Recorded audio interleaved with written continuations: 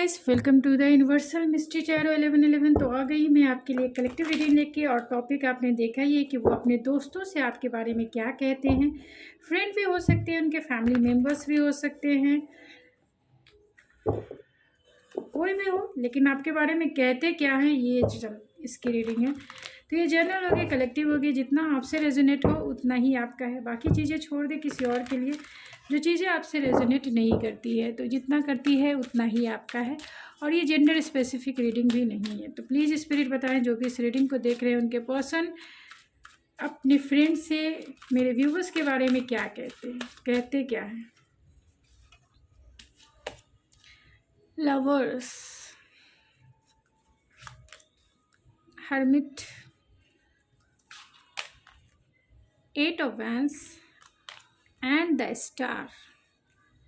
बहुत अच्छी अच्छी बातें करते हैं वो आपके बारे में, जो भी है इनके दोस्त हैं, फैमिली मेम्बर्स है, जिससे भी वो बातें करते हैं आपके बारे में प्यारी प्यारी बातें करते हैं। हाई प्रीस्ट,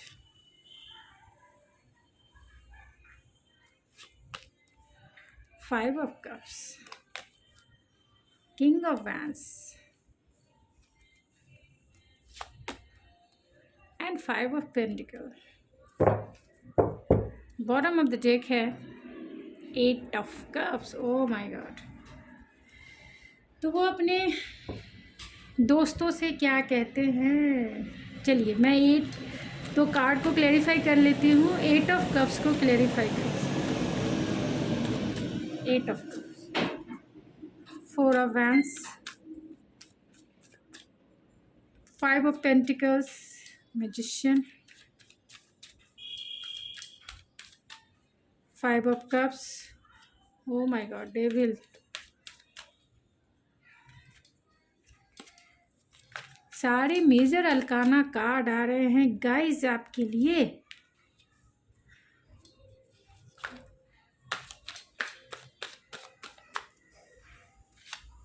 जिस कार्ड में प्रॉब्लम्स है उसी कार्ड को मैं क्लेरिफाई कर लेना चाहती हूँ। The hermit and the 8 of wands.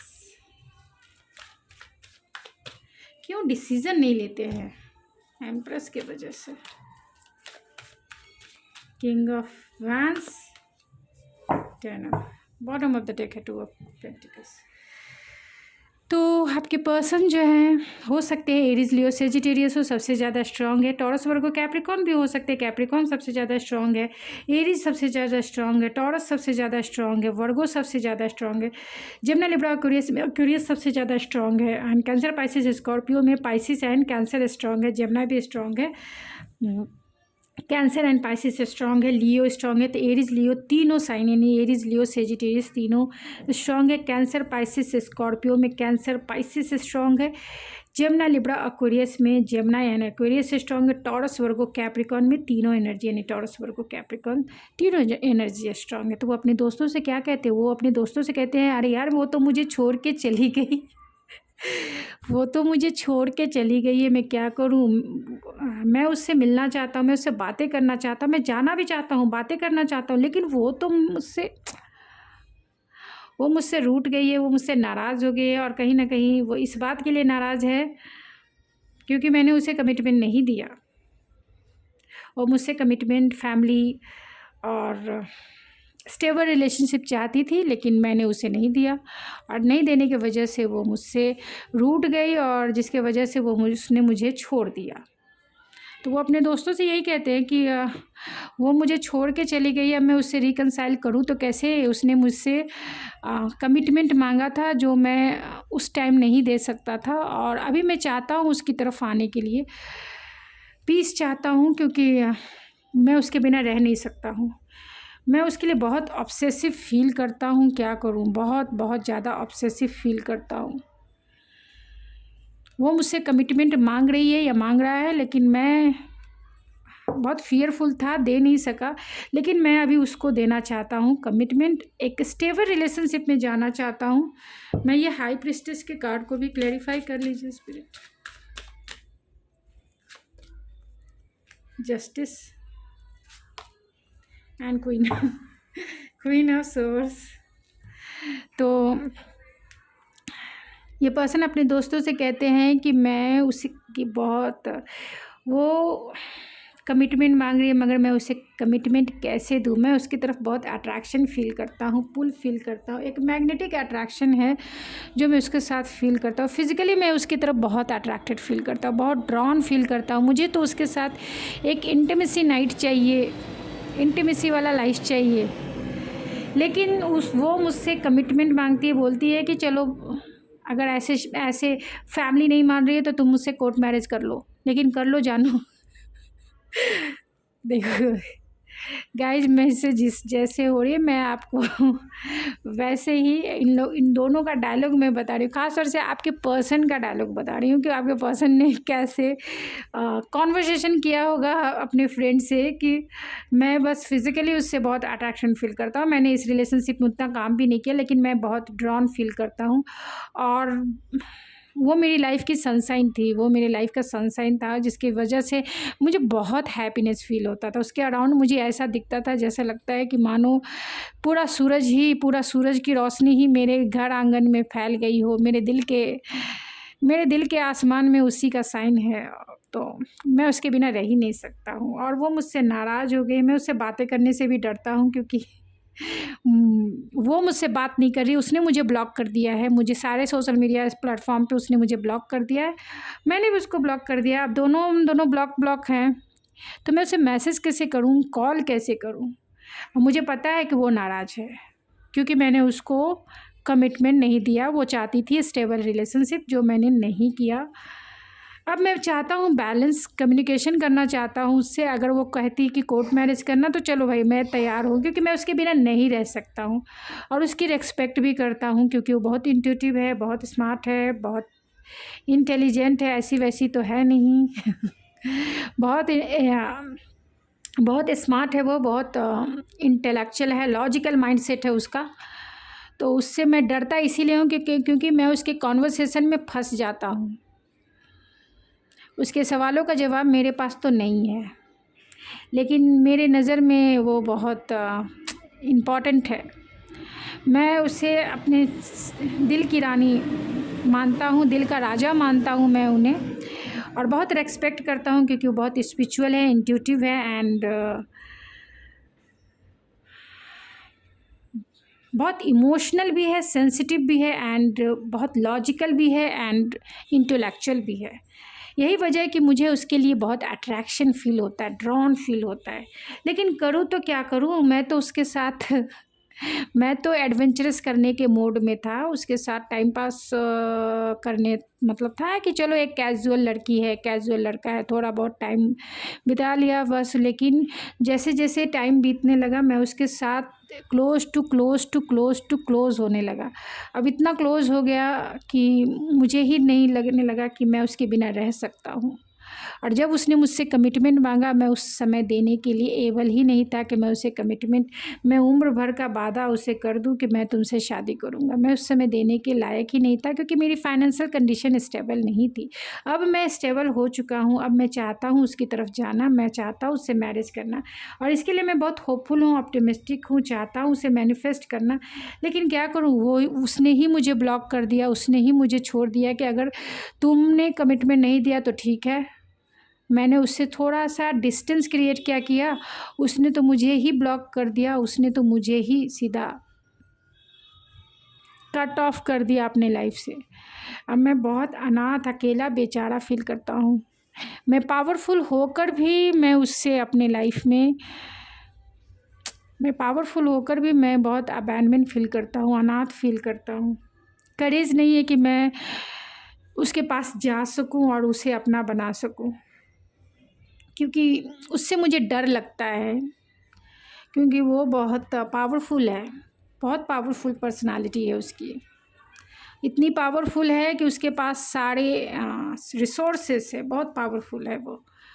Magician है, मैजिशियन जिसके पास सारे पावर्स होते हैं वो है। भले ही वो फीमेल है या मेल है, लेकिन बहुत पावरफुल पर्सनालिटी है उसकी, जस्टिस पसंद है उसे, बिना जस्टिस के वो कहीं चल नहीं सकता या चल नहीं सकती, और बहुत फेयरनेस के साथ रिलेशनशिप निभाती भी है। अब तक उसने फेयरनेस ही दिखाया है, अब तक उसने जो कहा वो किया है, जो वादे किए उसने निभाए हैं, मैंने ही नहीं निभाया, और इसी की वजह से मुझे अब उससे फियर है, डर लगती है। लेकिन उसकी एनर्जी बहुत हीलिंग है और बहुत नर्चरिंग केयरिंग उसकी पर्सनालिटी। तो मुझे पता है कि जब मैं जाऊंगा तो वो मुझे माफ़ कर देगी, क्योंकि मुझे इंट्यूटिवली लगता है कि वो मुझे माफ़ कर देगी, मुझे सेकंड चांस देगी। लेकिन मुझे डर इस बात का लगता है कि क्या पता अभी उसके नेचर जो है उसमें थोड़ा बदलाव ज़रूर आया है, बहुत ब्लंट हो गई है, डायरेक्ट क्वेश्चंस करती है, डायरेक्ट फ्रंट पे बोलती है, स्ट्रेट फॉरवर्ड बोलती है, जिससे मुझे बहुत डर लगता है। लेकिन मैं क्या करूं, फियरफुल हूं, लेकिन करेज चाहता हूं कि मैं उसके पास जा सकूं और उसे कमिटमेंट दे सकूं और उसे अपना बना सकूं। तो गाइस, आपके पर्सन आपको लेकर कहीं ना कहीं बहुत ऑब्सेस हैं, तो वो अपने दोस्तों से भी कहते हैं कि वो आपकी तरफ बहुत ड्रॉन फील करते हैं, ख़ासतौर से फिज़िकली। रात की नींद गायब है। दूसरी बात है कि ये पर्सन, हो सकता है कि आप मैरिड इंसान से भी डील कर रहे हो, तो उनके पास 2 चॉइसेस हो सकते हैं, यानी कि ऑलरेडी ये मैरिड है और आपके पास सिर्फ़ और सिर्फ एक कैजुअल रिलेशनशिप के लिए आए हों। तो ये पर्सन ऑलरेडी किसी से मैरिड हो सकते हैं, जिसके वजह से ये आपको कमिटमेंट नहीं दे रहे होंगे, फैमिली, बच्चे या फिर ये। तो अगर ये आपसे रेजोनेट करे तभी ले, ना तो ना ले। तो अपने दोस्तों से ये भी कहते हैं अगर मैरिड हैं तो, कि ऑलरेडी मेरा रिलेशनशिप है, कमिटेड हूँ मैं, फिर मैं दूसरे को कैसे दूँ। और अगर आप ऑलरेडी आपके पर्सन सिंगल हैं तो सिंगल वे में ही ले, कि वो अपने दोस्तों से यही कहते हैं कि वो आपसे डरते हैं, वो इतने स्टेबल नहीं है कि आपको कमिटमेंट उस समय दे सके, लेकिन अभी वो देना चाहते हैं, क्योंकि वो आपके बिना रह ही नहीं सकते, एक पल भी नहीं रह सकते हैं, और जल्द से जल्द वो आपको चाहते हैं अपनी लाइफ में। तो वो अपने दोस्तों से और क्या कहते हैं स्पिरिट, तो वो यही कहते हैं कि वो आपकी तरफ एक पुल फील करते हैं, और वो भी मैग्नेटिक पुल। वो उन्हें नहीं पता है कि वो इतना क्यों आपकी तरफ खींचते हैं, एंड बहुत फिज़िकली वे में आपकी तरफ खींचते हैं, यानी कि फ़िज़िकली अट्रैक्शन उन्हें फील होता है। वो अपने दोस्तों से कहते हैं कि मैं भी मूव ऑन कर चुका था, लेकिन अब मैं नहीं रह पा रहा हूँ उसके बिना। मुझे समझ में नहीं आ रहा है कि मैं उसकी तरफ बोल्ड स्टेप लूँ तो कैसे लूँ, क्योंकि स्पेस मैंने ही क्रिएट किया था उसके साथ, डिस्टेंस मैंने ही क्रिएट किया था। अब मुझे नहीं पता है कि मैं ये बोल्ड स्टेप लेके उसकी तरफ कैसे आगे बढ़ूँ, कैसे इस रिश्ते को बैलेंस करूँ। ये क्वेश्चन कहीं ना कहीं डिवाइन से भी है, और डिवाइनली गाइडेड मुझे ऐसा ये कनेक्शन लगता है। लीगल मैटर्स है हम दोनों के बीच में, यानी वो मुझसे कमिटमेंट मांगती है, मुझे भी ऐसा लगता है कि हम दोनों का एक सोल कॉन्ट्रैक्ट है, जिसके वजह से मुझे उसके सिवा कोई भी पसंद नहीं आती है, कोई भी पसंद नहीं आता है मुझे। सिर्फ़ और सिर्फ वही मेरे माइंड में कंटिन्यूसली चलती रहती है। उसके बिना मैं ना सो सकता हूँ, ना उठ सकता हूँ। Continuously back of the mind हो या फ्रंट ऑफ द माइंड हो, वही मेरे दिमाग में चलती रहती है। और मैं उससे बातें भी करता हूँ कभी कभी सबकॉन्शियस माइंड में, टेलीपैथी। मुझे ऐसा लगता है कि उसकी वाइब्रेशन को मैं फील करता हूँ। मुझे ऐसा लगता है कि मैं हर दिन उसके साथ जीता हूँ, हर दिन मैं उसके साथ सोता हूँ, हर दिन मैं उसके साथ रहता हूँ, हर पल वो मेरे साथ है, हर जगह वो मेरे साथ है। उसकी एनर्जी मुझे हर जगह फील होती है। मैं करूँ तो क्या करूँ यार, अभी मुझे कोई रास्ता नहीं दिख रहा है, इतना करेज नहीं आ पा रहा है कि मैं उसकी तरफ बोल्ड स्टेप ले सकूँ। लेकिन इसी करेज को मैं गेन करके मैं उसकी तरफ एडवेंचरस वे में और बहुत सिक्योरिटी वे में, यानी कि सिक्योरिटी, स्टेबिलिटी एंड प्रोटेक्शन लेके उसके पास जाऊं, जिससे कि वो मुझे ना कह सके और वो मुझे एक सेकंड चांस दे दे। तो गाइस, ये थी आपकी रीडिंग। आई होप आपको पसंद आई होगी। अगर आपको ये मेरी रीडिंग पसंद आए तो प्लीज़ मेरे चैनल को जरूर सब्सक्राइब करें, लाइक करें, शेयर करें। मैं मिलती हूँ आपके नेक्स्ट रीडिंग में, तब तक के लिए थैंक यू सो मच।